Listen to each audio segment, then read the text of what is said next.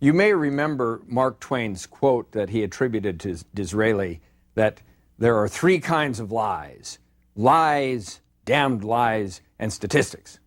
So in this lecture, we're going to embrace that quote and talk about how to distort, mislead, and lie with statistics.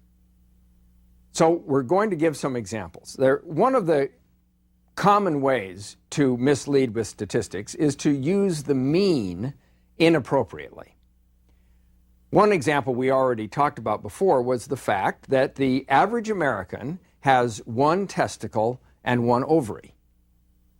Completely legitimate mean. There's no question about actually doing the computation correctly, but it's somehow misleading because it fails to mention the lurking variable of half of the population being male and half of the population being female. Another example. Suppose that you are trying to find the school that's just perfect for your child. And you look around the country and you think about various qualities such as academic quality, but eventually you decide that it would be better simply to go for the bottom line and ask what graduates from the school, what school has graduates whose average wealth is higher than other schools. And after looking around, you find a particular school where the average, the mean of the wealth of each student is in the millions of dollars. Over all graduates over the whole many decades history of the school. So you say, that's the school for my child. And you enroll your child in the Lakeside School in Seattle, Washington. And then you go to the alumni meetings and you talk about, you see people around and you notice that although they are in fact probably far wealthier than average, you discover that, well, they're not all millionaires. And then you realize the error in your ways, namely that two of the graduates of the Lakeside School were Bill Gates and Paul Allen, founders of the Microsoft Corporation. And their wealth is so vast that taking the mean over the remaining many, many hundreds of students who graduated from Lakeside School, everyone else could make zero money, and still there'd be millions of dollars for every graduate. Here's another example. It's very simple, and yet it can be misleading. Suppose that you're at a university and you want to advertise how much attention individual students get. So you advertise that you want to tell what the average class size is among all your classes. Well, what does that mean, average class size or mean class size? Well, one way to think about it is that you simply take the number of classes and divide by the size and then get the average. So suppose that we have a school that has 1,000 students in it. It has one class with 901 students and 99 classes that are individual tutorials. In that case, there are 100 classes, and one of them has 901 students. The other 99 of them have one. So the average students per class are 10. But on the other hand, if you ask the students what their opinion is of the average class size, of course, 901 of them feel that they're in a school that has a class size of 901. And only 99 of them feel that they're in a school that has class sizes of individual attention. So from the point of view of the students, the mean class size is each of the 901 students says, I'm in a class of 901. So we multiply those together, add the 99 students who are in class size of 1, divide by the 1,000 students, and we see that the mean from the point of the view of the students is 811.9 students per class. In this case, the median class size, being 1, is not a very good representation either, and the median class experience of 901 may be better. Sometimes the median is a better summary than the mean. For example, if we were looking at the Lakeside School example again, the median would be a more representative number for telling what the so to speak medium central wealth is of the graduates of that school. So taking the mean is a good way of distorting data. Another kind of example is bias. Bias occurs in many places in statistics. We saw in the Literary Digest taking a sample of only wealthy Americans in the 1936 presidential election and getting a far unbalanced view of reality. But I want to talk about the kind of bias that happens to each of us every single day. And that is that all of us, our existence and our impression of the world is obtained by looking around at the people who are immediately around us, namely our friends and our families. Those are the people from whom we get an impression of the world. Well, our friends and family are wonderful people, but what they are not is representative of the whole population. The people whom we know, in general, tend to be like us. That's why we like them. We can easily believe that everybody thinks exactly like us because every time we ask people around us, sure enough, they more or less agree with us. So our friends are wonderful people. They are delightful to have around us, but what they are not is a representative sample of reality. Another way to get bias samples is by having wording of surveys that are completely biased. If somebody takes a survey and asks the following question, would you rather have the very risk-taking Smith as your leader or Jones, who is likely to save us from desolation and also loves his dog? Well, which one are you going to choose? So asking surveys in ways that are either intentionally or unintentionally misleading can cause the answers to surveys to be very biased and not representative of what people really think. But one of the most serious biases of all are the bias of newspapers. Now, I know you've all heard of the bias of newspapers. You know, and usually when I say what's the bias of newspapers, you're thinking the bias of being too liberal or being too conservative. But I'm talking about a bias that is far more fundamental than that. The real bias of newspapers is that they are interesting. Every newspaper puts stories that are interesting. That is the fundamental criterion for any story. But what does it mean to be interesting?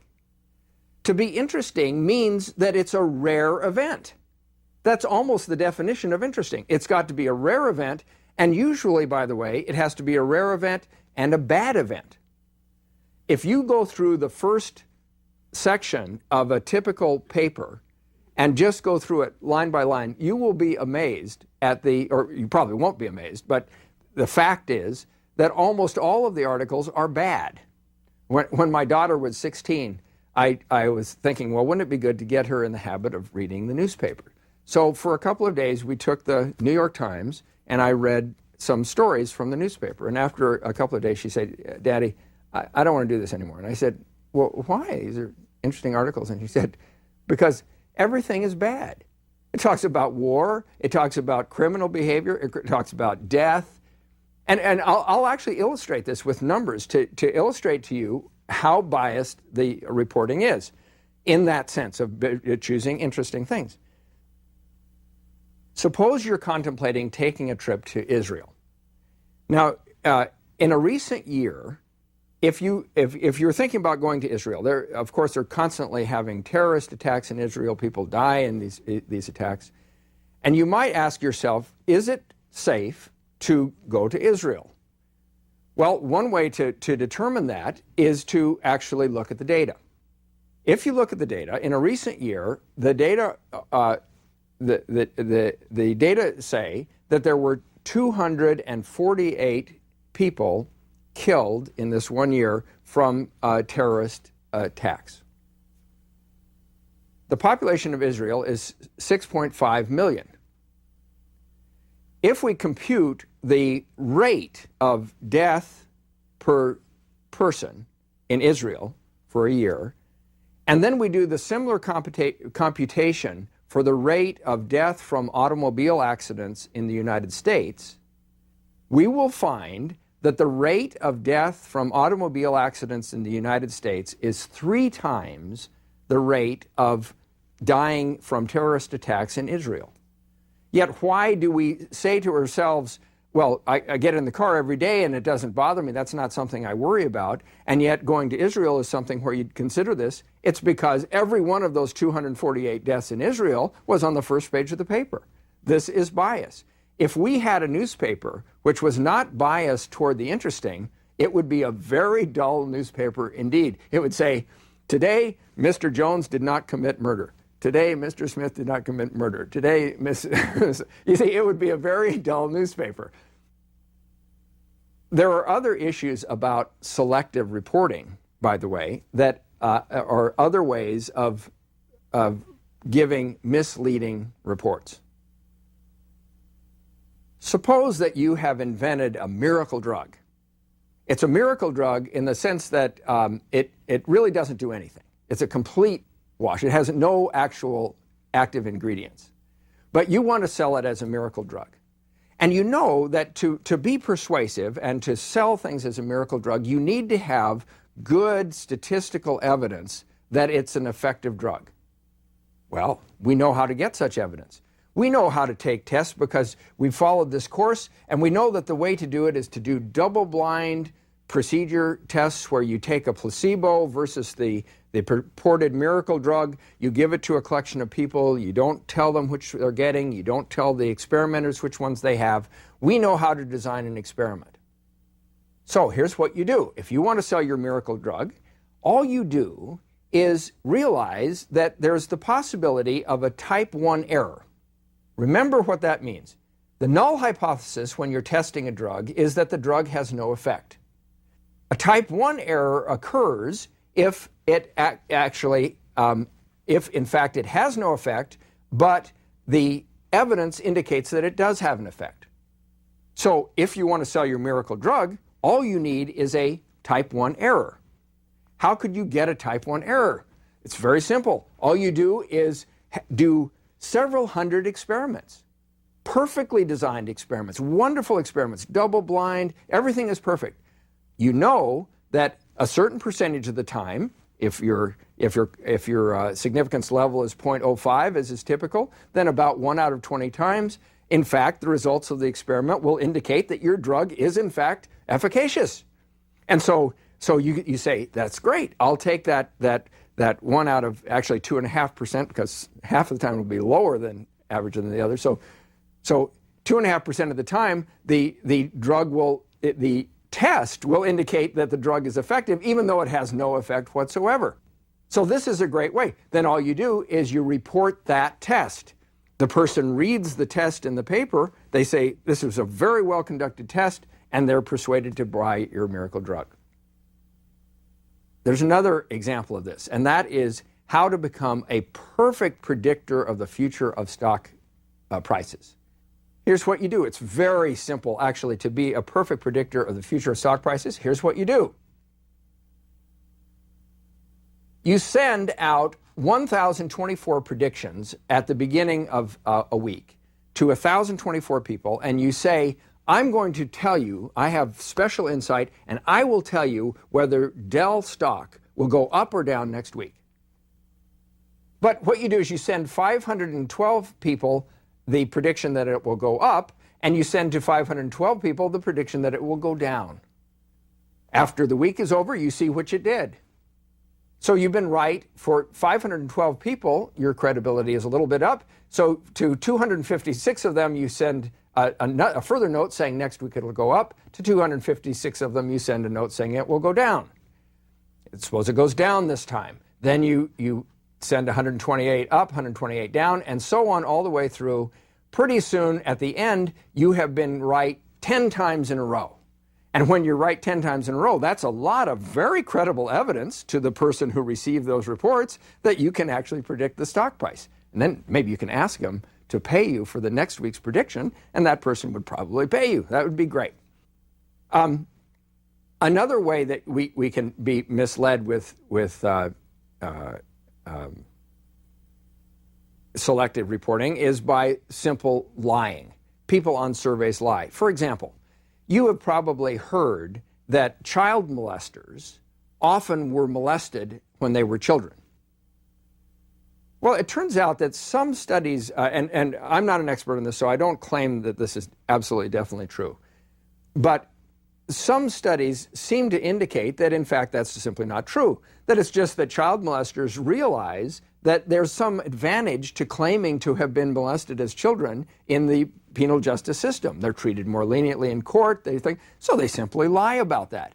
So it's not 100% clear that what the truth is. Another way to lie with statistics, it's a very common way of lying with statistics, is by the use of appropriately drawn graphs. Now graphs are methods for displaying data, and they can be very, very useful, of course.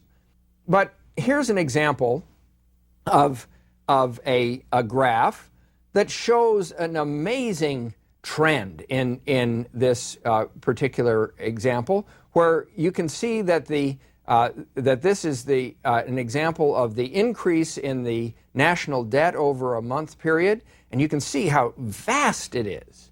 You see, and the big numbers on the side that show how strongly it increases. The problem is that this graph has a big distortion to it. Namely, you've chosen to make the labels on the vertical axis be spread out so much relative to the starting from zero that it looks as though this is a huge increase, when in fact the reality is that the increase is only a small amount. So by choosing the axis appropriately, you can make even a little tiny percentage-wise rise increase look vast just by your choice of the values that you put on the y-axis. Another wonderful example of graphical distortion comes about by drawing graphs that try to display data in one way and actually mislead by having a three-dimensional aspect to them. Suppose that you're trying to show that Americans are becoming more overweight, and you've detected an increase. Well, one way to display that would be to just draw a bar graph that showed a modest increase from one level to another. But if you wanted to really drive the point home, what you could do is draw a figure, and you've seen these figures in graphs where they try to draw them. So you could draw a graph where you have a picture of a very thin person of a certain height, very thin person here, and then next to that person you have a person whose height really does accurately indicate the data that you're trying to convey, but you draw this person as a rather large person that's sort of overweight looking. Well, the effect is that visually, when we see something that has volume to it, we naturally have an intuition that it's vaster because it deals with the volume rather than just the height. So that's an excellent way to distort data by looking at by drawing a three-dimensional histogram when you're really just referring to the height. Another example of ways to mislead with data is the following. Suppose that you want to scare people about the effect of a particular danger in society, and whether it's a food that may be dangerous or some other danger. One thing that you might find is that you might report a 30% increase in the danger of, or the risk of, say, heart attack if you eat this particular candy. Well, it may be completely right. Maybe there is a 30% increase. But what is it 30% of? Maybe your original danger from whatever it is you're talking about was 1 in 10 million. If there's a 30% increase, it increases to 1.3 in 10 million, and it may be completely insignificant. But by representing it as a 30% increase, it sounds really bad. Or on the good side, suppose you're in a company, and there's a multinational company, and your company really hasn't been doing so well. So maybe in a quarter it just barely made a little tiny bit of money, And to exaggerate, let's say it made $1,000, and this multi-million-dollar company just barely on the positive side. And then the next quarter, it reported 50% increase in profits. You see, so it goes up from $1,000 to $1,500. Well, it's accurate. It's not lying. But on the other hand, it is a misrepresentation. You get the wrong sense of the significance of that 50% increase. A wonderful example of looking at data in different ways to get a distorted view, or not actually so much a distorted view, but just a different view, actually. I'm going to argue that these are both completely legitimate views of, in this case, is the question of tax cut savings. So people often are proposing tax cuts or enacting tax cuts, and there are always two sides to the question of whether or not the tax cut is a good thing for the population in general. And people draw charts to represent whether or not it's a good thing. So here's an example of a chart that represents the effect of a particular tax cut that is proposed. And the tax cut, here it has on this axis, it's a histogram that has ranges of incomes. And then on this axis, it has the percentage savings from the tax cut, the expected percentage savings for a person in these different ranges.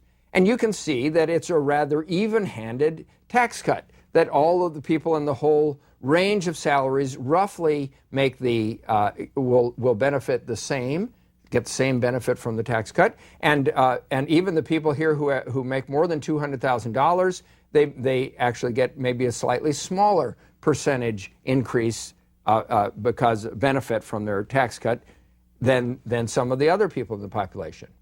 Now, the opposing political party will produce a different graph that really illustrates exactly the same material.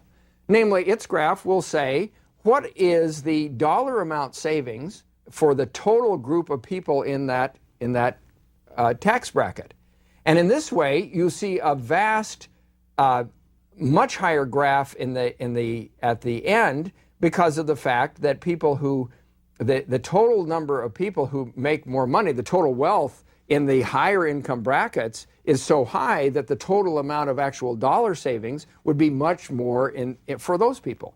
Now, which of these views of the tax savings is correct? Well, the answer is they're both correct. They're both presenting actually accurate information, but one of them is trying to make a point that the wealthier people total are saving more money, whereas the other person is making the point that everybody is being treated even in an equal way from the point of view of percentage savings. I am waiting for the day when a politician will show us both graphs and explain why both graphs are telling the same information, and that it's up to us to try to judge which one is the more persuasive based on philosophical grounds. Another category of how to distort and mislead from statistics has to do with extrapolation. Inappropriately extrapolating data is a case that can lead to some really ridiculous conclusions and can also be very scary. One example has to do with population growth trends. In the 20th century, that is between the year 1900 and 2000, in the 20th century, the world experienced a very fast increase in population growth. It was 1.3% per year was the rate of population growth during that century. Well, one thing that we can do when we have a rate like that is to extrapolate that population growth to a much longer period of time. So, for example, let's just take that population growth starting at the year 2000, assume that we have a 1.3% growth rate, as we in fact experienced for the entire last century. That's 100 years. That's a lot of information that gives us a rate. Suppose that we say, oh, how many people will be alive in the year 3000? Well, one of the properties of growing at a certain rate, like 1.3%, is that there is a exponential growth effect, which leads to a curve such as this one.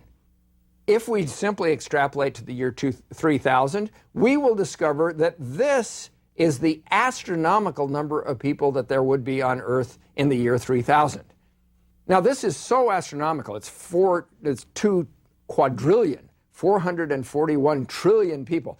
To show you how vast this is, if we divide that number of people by the number of square feet on Earth, we'll discover that, roughly speaking, if I did the computation right, that basically there'll be 2 of us in each square foot in the year 3000.